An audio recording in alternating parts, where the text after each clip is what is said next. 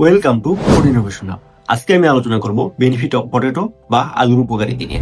আপনারা অনেকেই ভাবেন আলু খেলে হয়তো আলুর মতনই গোল হয়ে যাবে, কিন্তু আপনারা যেন অবাক হবেন, কার্বোহাইড্রেটের অন্যতম একটি সোর্স হলো আলু। প্রতি 100 গ্রাম সিদ্ধ করা আলুতে ক্যালোরি থাকে মাত্র 87 ক্যালোরি। এর মানে হলো আপনি যদি অনেক বেশি পরিমাণে আলু খান, তাও আপনার শরীরে খুব একটা বেশি ক্যালোরি যাবে না।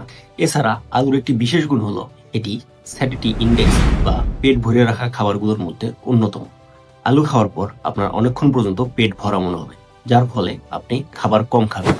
তাই ফ্যাট লস বা ওজন কমাতে আলু খুবই গুরুত্বপূর্ণ ভূমিকা পালন করে। এছাড়া আলু হজম করা খুবই সহজ এবং এটি আমাদের পাকস্থলীতে কোনো চাপ সৃষ্টি করে না। তাই হজমের সমস্যায় যারা ভুগছেন তাদের জন্য আলু খুবই একটি উপকারী খাবার। তবে আলুর এই উপকারিতাগুলো পেতে হলে আপনাকে অবশ্যই আলু সিদ্ধ বা রান্না করে খেতে হবে।